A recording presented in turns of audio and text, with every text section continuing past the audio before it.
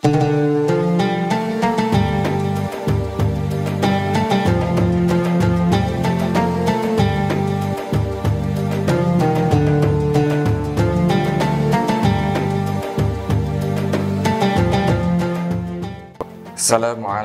warahmatullahi wabarakatuh.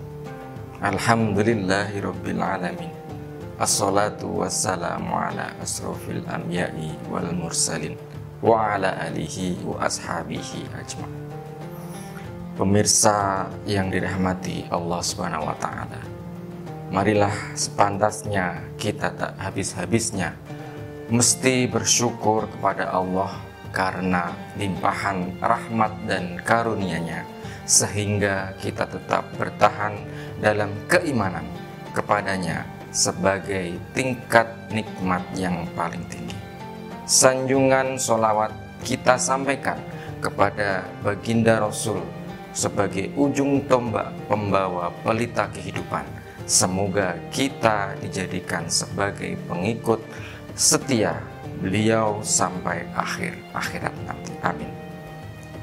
Pemirsa yang berbahagia, Allah berfirman dalam surat Al-Baqarah ayat 185, Sahru Ramadanal ladzi unzila fihil Qur'ana hudal linnasi wa bayyinati minal huda wal furqan, yang artinya beberapa hari yang ditentukan itu adalah bulan Ramadan, bulan yang di dalamnya diturunkan permulaan Al-Quran sebagai petunjuk bagi manusia dan penjelasan-penjelasan mengenai petunjuk itu dan pembeda antara yang hak dan yang batil. Dari ayat di atas, Allah menjelaskan bahwa fungsi utama dari Al-Quran adalah sebagai petunjuk kehidupan manusia dalam mengarungi kehidupan di dunia agar mendapat kebahagiaan di dunia dan di akhirat. Kunci kebahagiaan seseorang dalam kehidupan adalah Al-Quran. Jika seorang ingin hidupnya berbahagia, maka patuhi dan ikutilah Al-Quran. Pemirsa yang berbahagia, di ayat lain yaitu dalam Quran Al-Isra ayat 82, Allah juga menjelaskan bahwa fungsi Al-Quran sebagai obat atau penawar. A'udzubillahi minasyaitonirrajim. Wa nunazzilu minal Qur'ani ma huwa syifaa wa rahmah lil mu'minin wa la yazidud dhalimina illa khosar. Yang artinya, dan kami turunkan dari Al-Quran suatu yang menjadi penawar dan rahmat bagi orang-orang yang beriman. Dan Al-Quran tidaklah menambah kepada orang-orang yang zalim selain kerugian. Pemirsa, dalam Quran surat Yunus ayat 57, Al-Quran adalah obatnya hati yang sedang resah, gundah dan sakit. A'udzubillahi minasyaitonirrajim. Ya ayuhan nasu qad ja'atkum mau'idatum mir rabbikum wa syifaa'ul lima fis suduri wa huwa rahmatul lil mu'minin. Yang artinya, hai manusia, sesungguhnya telah datang kepadamu pelajaran dari Tuhanmu Al-Quran dan penyembuh bagi penyakit-penyakit yang berada di dalam dada dan petunjuk serta rahmat bagi orang-orang yang beriman. Dari ayat di atas juga dapat dipahami secara tersirat bahwa Al-Quran itu tidak hanya menjadi obat hati manusia secara personal, tetapi juga menjadi obat hatinya masyarakat secara sosial yang sedang sakit. Saya yakin kita semua sudah paham dan mengerti betul akan kedudukan dan fungsi dari Al-Quran seperti yang telah dijelaskan di atas. Akan tetapi pertanyaannya adalah, sudahkah kita familiar atau akrab dengan Al-Quran? Jangan-jangan kita masih asing dan bahkan tidak mengenal sekali dengan Al-Quran. Marilah kita ukur keakraban kita terhadap Al-Quran secara sederhana.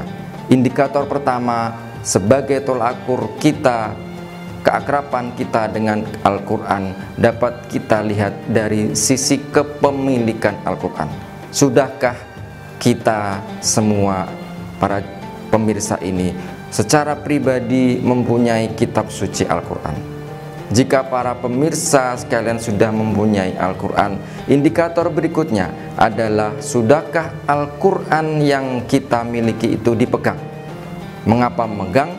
Dijadikan sebagai indikator karena ada di antara umat Islam yang telah memiliki Al-Quran, tetapi Al-Quran itu hanya dijadikan sebagai pajangan atau dijadikan sebagai benda keramat yang disucikan sehingga tidak pernah dipegang. Dan indikator selanjutnya, jika Al-Quran sudah dipegang, berarti sudah dibuka dan dilafadzkannya.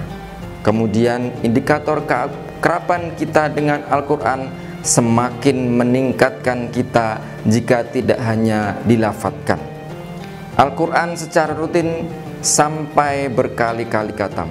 Keakraban kita dengan Al-Quran akan semakin besar jika kita mulai melangkah untuk mengkaji, mendalami, dan memahami isi kandungan nilai-nilai ajaran Al-Quran.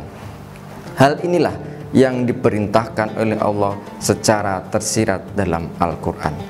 Pemirsa, adapun puncak dari keakraban kita dengan Al-Quran adalah jika nilai ajaran-ajaran Al-Quran yang merupakan petunjuk kehidupan itu diinternalisasi ke dalam diri kita dan kemudian menjadi landasan sebagai amal perbuatan kita. Jika hal itu dapat dilaksanakan, berarti nilai-nilai Al-Quran telah menyatu dengan diri kita. Alangkah berbahagianya kita jika Al-Quran betul-betul dapat menyatu dalam diri kita. Pemirsa yang berbahagia, marilah di bulan yang penuh berkah ini kita menambah kecintaan kita kepada Al-Quran, dan tentunya akan membawa kita pada kebahagiaan dunia wal akhirat. Amin ya rabbal alamin. Demikian yang bisa kami sampaikan. Kurang lebihnya saya mohon maaf. Billahi fisabil haq fastabiqul khairat. Assalamualaikum warahmatullahi wabarakatuh.